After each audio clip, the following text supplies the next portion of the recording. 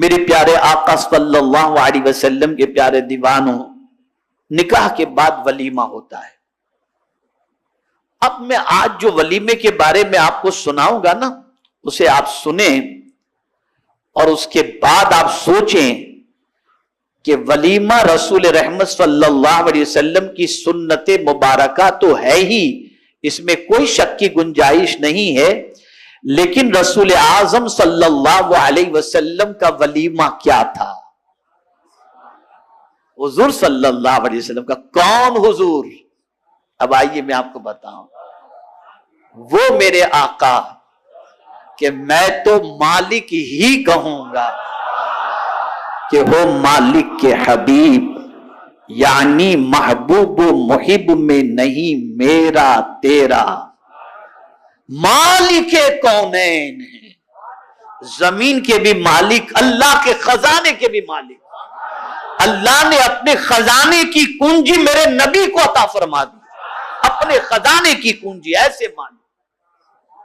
مالک کونین ہے، گو پاس کچھ رکھتے نہیں، دو جہاں کی نعمتیں ہیں ان کے خالی ہاتھ میں۔ اب ولیمے کے بارے میں حضور صلی اللہ علیہ وسلم کا ارشاد پہلے سماعت فرمائیں۔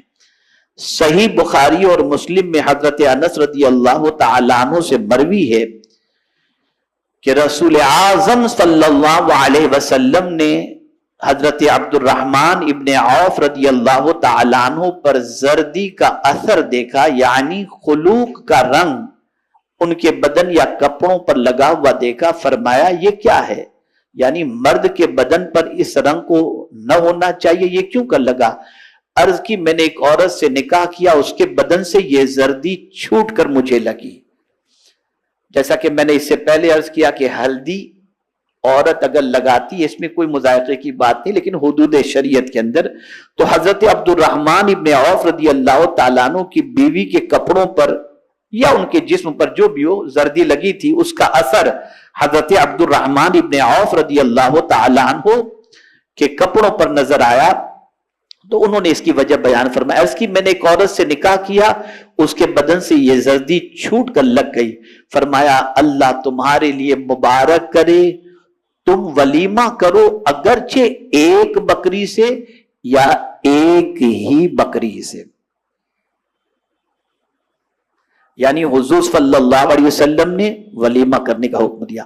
بہت غور سے سنیے گا، میں جو بات اس پر عرض کرنے جا رہا ہوں۔ حضرت عبد الرحمن ابن عوف سرکار صلی اللہ علیہ وسلم کے صحابی، ٹھیک ہے نا؟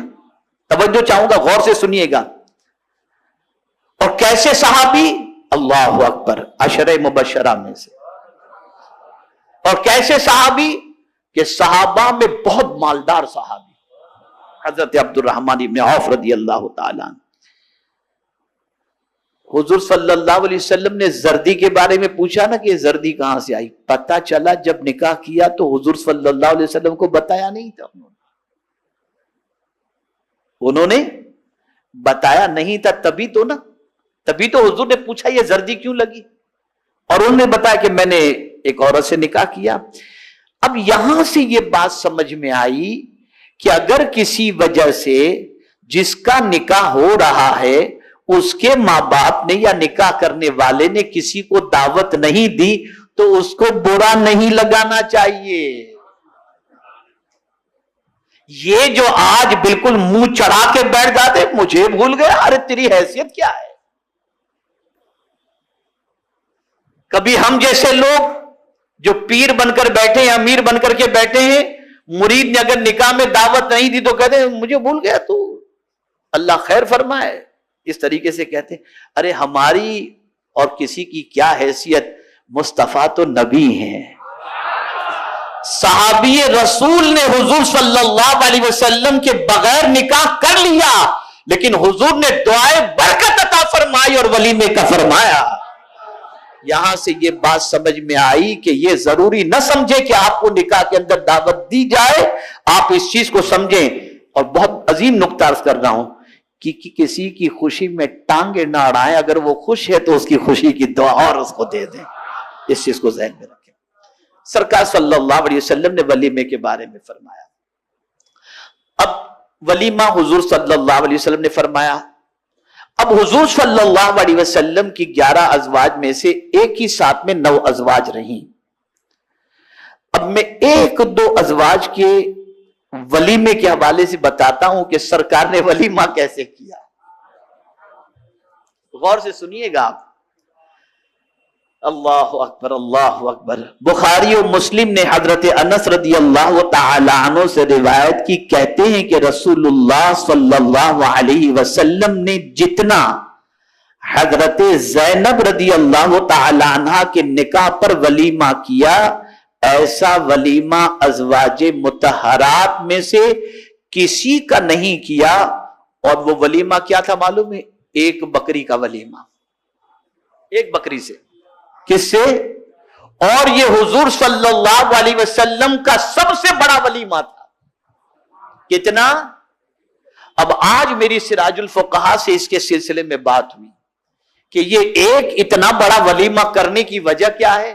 تو حضور سراج الفقہا نے فرمایا کہ جب حضرت زینب سے سرکار کا نکاح ہوا تھا، اس وقت وہاں پر تھوڑا سا لوگوں کے اندر غربت زیادہ تھی، تو سرکار نے سوچا کہ میری خوشی کے موقع پر غریبوں کو خوب کھانا کھلا دیا جائے، اس لیے یہ ولیمہ سرکار نے بڑا فرمایا. اور اس ولیمے میں آنے والوں کی تعداد 300 کے قریب تھی ٹوٹل. کتنی؟ اور 1 بکری سے فرمایا گیا. یہ میرے آقا صلی اللہ علیہ وسلم کا ولیمہ. کون آقا؟ مالک کونین ہے. چاہیں تو جنت سے سب کچھ آ جائے. یہ اس لیے میں بتا رہا ہوں کہ آج اس کے لیے آدمی پریشان ہے. بینک کا قرض، پیسے گرہن پہ جس طریقے سے بھی گہن پہ رکھے، اللہ رحم و کرم فرمائے کہ ایسی حالت ہو چکی ہے جس کی کوئی انتہا نہیں. ایک شادی، گھر تو آباد ہو جاتا ہے، آباد کرنے والا برباد ہو جاتا ہے، اس کے ماں باپ ختم ہو جاتے ہیں. اب یہاں میں کریکشن تھوڑا سا کر دوں.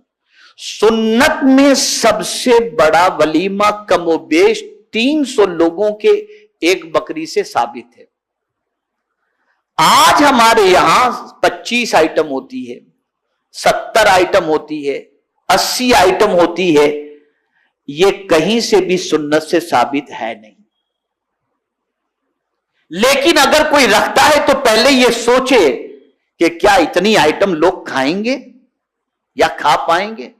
میں آگے بتاتا ہوں قرآن کی روشنی میں، آگے بتاتا ہوں اس کے بارے میں. لیکن اگر کوئی شخص مختصر کچھ آئٹم جو لوگ کھا سکتے ہوں اور اس میں وہ زیادہ لوگوں کی دعوت کرتا بھی ہے اور وہ اس کی بساط کے اندر ہے، اس کی کیپیسٹی کے مطابق ہے کہ چلو 1 اسٹارٹر رکھ دیا، اتنے میں اس کی بساط ہے، اسے ٹینشن نہیں ہوگا، فراغ دلی اور خوش دلی سے وہ کر رہا ہے، کر سکتا ہے. لیکن سنت سے جو چیز ثابت ہے وہ 300 کے کم و بیش لوگوں کی دعوت. کوئی ضروری نہیں کہ 5000 آدمیوں کو آپ بلاؤ، کوئی ضروری نہیں. اور یہ سب سے بڑا ولیمہ اپنے حضور صلی اللہ علیہ وسلم کا سماعت فرمایا. بہت ساورے ہمارے غریب بھائی بھی ایسے ہوتے ہیں جو بیچارے ولیمہ کرنا چاہتے ہیں، سوچتے ہیں کیسے کریں، ہمارے پاس تو کچھ ہے نہیں. اب سنیے رسول اعظم صلی اللہ علیہ وسلم نے ولیمہ کس طریقے سے ایک اور فرمایا. میرے پیارے آقا صلی اللہ تعالی علیہ وسلم کے پیارے دیوانوں، حضرت صفیہ رضی اللہ تعالی عنہ جن سے حضور صلی اللہ علیہ وسلم کا نکاح ہوا، ان کے ولیمے میں کیا تھا جانتے ہیں آپ؟ سرکار نے ان کا ولیمہ سرکار نے ولیمہ کس طریقے سے کیا؟ تو فرمایا گیا کہ حضور صلی اللہ علیہ وسلم نے کھجوروں سے اور ستو سے ولیمہ کیا. یہ مرغا بکرا یہ ضروری نہیں ہے، یہ ولیمے میں یہ سب ہونا نیسیسری ہے، کوئی ضروری نہیں. بریانی، چکن تندوری کوئی ضروری نہیں. آپ کی کیپیسٹی کھجور سے ولیمہ کرنے کی کرو. اور یہ بھی میرے مصطفیٰ کی سنت مبارکہ ہے. میرے پیارے آقا صلی اللہ تعالی علیہ وسلم کے پیارے دیوانوں، رسول رحمت صلی اللہ علیہ وسلم، یہ بخاری شریف کی حدیث سماعت فرمائیں. صحیح بخاری میں ہے، حضرت انس رضی اللہ تعالی عنہ سے مروی ہے، کہتے ہیں خیبر سے واپسی میں خیبر و مدینہ کے مابین حضرت صفیہ رضی اللہ تعالی عنہ کے زفاف کی وجہ سے 3 راتوں تک حضور صلی اللہ علیہ وسلم نے قیام فرمایا. میں مسلمانوں کو ولیمے کی دعوت پہ بلا لایا. حضور صلی اللہ علیہ وسلم نے فرمایا ولیمے میں نہ گوشت تھا نہ روٹی تھی، حضور نے حکم دیا دسترخوان بچھا دیے گئے، اس پر کھجوریں اور پنیر اور گھی ڈال دیا گیا، یہ ہے ولیمہ، یہ بھی ولیمہ۔ سمجھ گئے نا میری بات؟ میرے پیارے آقا صلی اللہ تعالی علیہ وسلم کے پیارے دیوانوں، اب ذرا دل تھام کے بیٹھیے گا،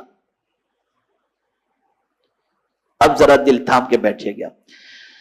حضور صدر الشریعہ علیہ الرحمت والرضوان نے فرمایا ہے کہ دعوت ولیمہ سنت ہے، اور ولیمہ کسے کہتے ہیں یہ بھی سمجھ گئے۔ ولیمہ یہ ہے کہ شب زفاف کی صبح کو اپنے دوست، احباب، عزیز و اقارب اور محلے کے لوگوں کی حسب استطاعت ضیافت کرے، اور اس کے لیے جانور ذبح کرنا اور کھانا تیار کرانا جائز ہے، اور جو لوگ بلائے جائیں ان کو جاننا چاہیے کہ ان کا جانا اس کے لیے مسرت کا باعث ہوگا۔ ولیمے میں جس شخص کو بلایا جائے اس کو جانا سنت ہے یا واجب، علماء کے دونوں قول موجود ہیں۔ بظاہر یہ معلوم ہوتا ہے کہ اجابت سنت مؤکدہ ہے، ولیمے کے سوا دوسری دعوتوں میں بھی جانا افضل ہے، اس لیے کہ ایک مومن کا دوسرے مومن پر حق کے اندر حضور صلی اللہ علیہ وسلم نے یہ بھی فرمایا کہ ایک مومن دوسرے مومن کو دعوت دے تو اس کی دعوت قبول کرنا، یہ بھی حضور صلی اللہ علیہ وسلم نے دوسرے مومن کا حق فرمایا۔ اور اگر یہ شخص روزے دار نہ ہو تو کھانا افضل ہے کہ اپنے مسلم بھائی کی خوشی میں شرکت اور اس کا دل خوش کرنا ہے، اور اگر روزے دار ہو جب بھی جائے اور صاحب خانہ کے لیے دعا کرے۔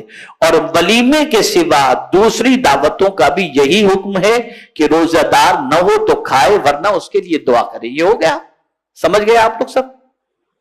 اب سنیے، دعوت ولیمہ کا یہ حکم جو بیان کیا گیا اس وقت ہے، اب سمجھئے گا، یہ جو جانا کب ہے اس کو بھی سمجھ لیں، اور یہ رد المختار سے ہے۔ یہ اس وقت ہے کہ دعوت کرنے والوں کا مقصود ادائے سنت ہو، اور اگر مقصود، میں نے کتنی بڑی دعوت کی، مقصود نمائش ہو، نام ہو، نمود ہو، میری واہ ہو، جیسا کہ اس زمانے میں اکثر یہی دیکھا جاتا ہے، تو ایسی دعوتوں میں نہ شریک ہونا بہتر ہے، خصوصاً اہل علم کو ایسی جگہ نہ جانا چاہیے۔ ایسی دعوت جس کے اندر پیسے اڑائے جا رہے ہوں، اور ایسی ولیمے کی دعوت جس کے اندر خلط ملط ہو، ایسی ولیمے کی دعوت جس کے اندر تفاخر ہو، ایسے ولیمے کی دعوت جس کے اندر نمائش ہو، تو فرمایا گیا ایسی دعوت میں نہیں جانا چاہیے۔